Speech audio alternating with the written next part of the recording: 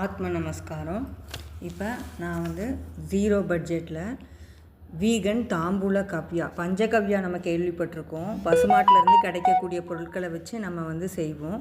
ஆனால் இப்போ வந்து நான் வீகன் தாம்பூல கவ்யா, அதாவது நமக்கு பசுமாடு பக்கத்தில் இல்லைன்னா நம்மக்கிட்ட இருக்கிற வீட்டில் இருக்கிற கழிவுகள், நமக்கு வீட்டில் பழங்கள், காய்கறிகள், தேங்காய் இதெல்லாம் பயன்படுத்தும் போது நமக்கு வீட்டில் கிடைக்கிற கழிவுகளை வந்து பயன்படுத்தி எப்படி வந்து ஒரு வீகன் தாம்பூல கவ்யா பண்ணலாம் அப்படிங்கிறத நான் சொல்கிறேன். ஏன் இதுக்கு நான் தாம்பூல கவ்யான்னு பேர் வச்சேன்னா, வெத்தலை பாக்கை விட்டுட்டு நம்ம தாம்பூலத்தில் என்ன இருக்கும், தேங்காய், பழங்கள், வாழைப்பழம், எலுமிச்சம்பழம் இதெல்லாம் இருக்கும் இல்லையா, இதையெல்லாம் பயன்படுத்திட்டு மிஞ்சின கழிவுகளை தான் வந்து நம்ம இதுக்கு பயன்படுத்த போகிறோம். அதனால் இதுக்கு தாம்பூல கவ்யா நான் பேர் வச்சுருக்கேன்.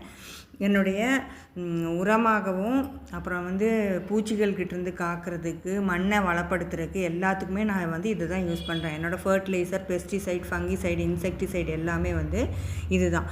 இப்போ வந்து இதை நான் பயன்படுத்த ஆரம்பித்ததுக்கப்புறம் பார்த்திங்கன்னா செடிகளில் புது இலைகள் வந்திருக்கு, விரைவாக வளருகின்றன, நல்லா பூக்கின்றன. அதனால் இதை வந்து நான் ஒரு வீடியோ காணொலியாக போடலான்னு போடுறேன்.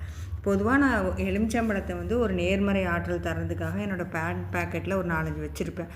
அதையவே வந்து நான் என்ன பண்ணுவேன்னா, அடுத்த நாளைக்கு கட் பண்ணி அதில் ஜூஸை எடுத்து அதோட தோலையும் வந்து தண்ணியில் ஊற வச்சு அதை வந்து நான் ஒரு ஷாம்புவாகவும் சோப்பாகவும் உடம்பையும் என்னுடைய கூந்தலையும் சுத்தப்படுத்துறதுக்கு பயன்படுத்திக்கிறேன். இதனால் நம்ம உடம்பும் ஆரோக்கியமான முறையில் சுத்தமாகுது, தோலும் முடியும் நல்லா ஆரோக்கியமாக இருக்குங்கிறதோட நம்ம வந்து சுற்றுப்புற சூழலுக்கும் கேடு இல்லாமல், தண்ணீர் வந்து மாசுபாடு அடையாமல், நீர்நிலைகள், ஆறுகள், வாய்க்கால்கள் இதெல்லாம் வந்து தூய்மையாகவே இருக்கும். அடுத்தது என்ன பண்ணுவேன்னா, அந்த எலுமிச்சம்பழ தோலை வந்து தண்ணியில் ஊற வச்சுருவேன். ஊற வச்சுட்டு 2 நாளைக்கு ஒருக்காவோ இல்லை 1 நாளைக்கு ஒருக்காவோ வாஷிங் மிஷினில் துணியை துவைக்க போடும்போது அந்த ஊற வச்ச தண்ணியை நல்லா புழிஞ்சு அந்த தண்ணியை வந்து வாஷிங் மிஷினில் போட்டுட்டு அதுலேயே வந்து நான் அந்த துணிகளை வந்து துவைச்சிட்றேன்.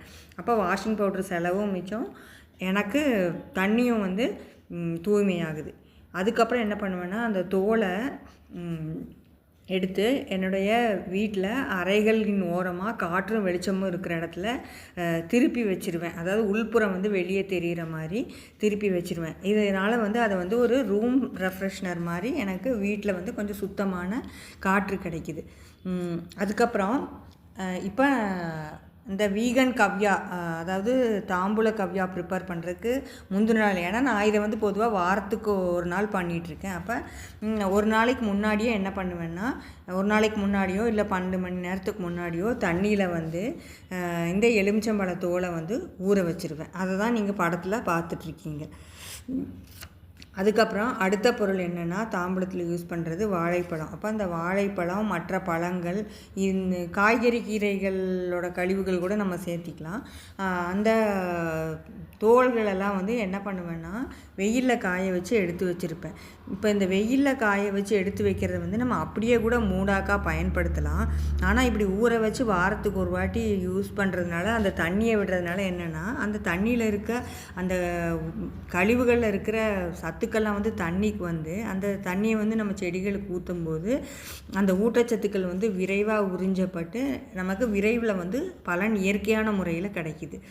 இப்போ பழங்கள் வாங்குறதுக்கு பயன்படுத்துகிற சாக்குலேயே வந்து நான் இதை சேமித்து வச்சுருப்பேன். காய வச்சு வாழைப்பழத்தோள்கள், அப்புறம் நிலக்கடலை, பட்டாணி, இந்த மாதிரி தோள்கள், அப்புறம் மற்ற பழங்களோட தோள்கள், இது எல்லாத்தையும் நான் வச்சுருப்பேன். அது எல்லாத்தையும் வந்து ஒரு பக்கெட்டில் அந்த சாக்கோடு நம்ம அப்படியே கூட போட்டு ஊற வச்சிடலாம். ஊற வச்சுட்டு அப்புறம் நம்ம தண்ணியை வந்து செடிக்கு ஊற்றும்போது நல்லா கைகள்லேயே கசக்கி விட்டுட்டு அந்த எடுத்துட்டோன்னா என்னென்னா, நம்ம வந்து தனியாக வந்து சல்லடை போட்டு சலித்து தனியாக எடுக்க வேண்டியதில்லை. அப்படியே தானாகவே அந்த சாக்கில் வந்து அந்த உரங்கள்லாம் இருக்கும். அதை நம்ம வந்து தண்ணியை வந்து செடிகளுக்கு விட்டுட்டு அப்புறம் அந்த மிஞ்சி போன இருக்கிற உரத்தை வந்து நம்ம எதாவது தேவைப்படுற செடிகளுக்கு, அதிகம் தண்ணி தேவைப்படுற செடிகளுக்கு எதுக்காது வந்து நம்ம மூடாக்கா வந்து பயன்படுத்திக்கலாம். அடுத்தது 3வது பொருள் தேங்காய். வீட்டில் வந்து அந்த வாரத்தில் யூஸ் பண்ணுற தேங்காயோட தொட்டி, குடுமி, அப்புறம் நான் டெய்லி வந்து தேங்காய் பால் எடுப்பேன். அந்த தேங்காய் பால் எடுத்து தேங்காய் பால் தயிர் பண்ணுறக்கும், ஏதாவது ஒரு பழங்களோடு சேர்த்து ஜூஸ் போடுறக்கும் தேங்காய் பால் எடுப்பேன். 2 பால் எடுப்பேன்.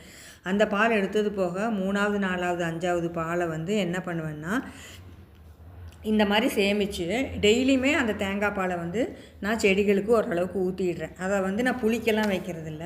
இப்போ இந்த வாரத்துக்கு ஒரு வாட்டி தயாரிக்கிற இதுக்கு வந்து அந்த முந்தின நாள் தயாரித்த அந்த தேங்காய் பாலை வந்து நான் பயன்படுத்திக்கிறேன். இது எல்லாத்தையும் நான் வந்து ஒரு மர நிழலில் தான் வைக்கிறேன். ஏன்னா மர நிழலில் குளிர்ச்சி இருக்கும். குளிர்ச்சி இருக்கும்போது அந்த தண்ணி வந்து அடர்த்தி ஆகும். அடர்த்தியான தண்ணியில் வந்து பிராணசக்தி அதிகமாக இருக்கும். பிராணசக்தி அதிகமாக இருந்தால் குளிர்ச்சியான தண்ணியை வந்து நம்ம செடிகளுக்கு ஊற்றும்போது செடிகள் நல்லா வளர்ச்சி பெறும்.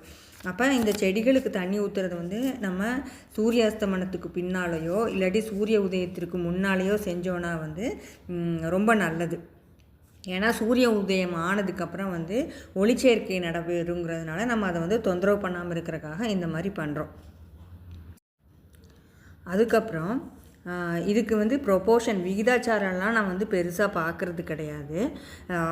இந்த தண்ணிக்கு வந்து நம்ம அரிசி பருப்பு காய்கறி பழத்தோல் கழுவுற தண்ணியெல்லாம் கூட நம்ம பயன்படுத்திக்கலாம். இது அளவெல்லாம் வந்து பார்த்திங்கன்னா நமக்கு டைம் கிடைக்கிறது டெய்லியோ இல்லை வாரத்துக்கு ஒரு வாட்டியோ இல்லை மாதத்துக்கு ஒரு வாட்டியோ பண்ணலாம். நம்ம எந்த அளவுக்கு நமக்கு இந்த கழிவுகள் கிடைக்குதுங்கிறது ஒன்று இருக்குது கான்செப்ட்டு, அது ஒரு காரணி.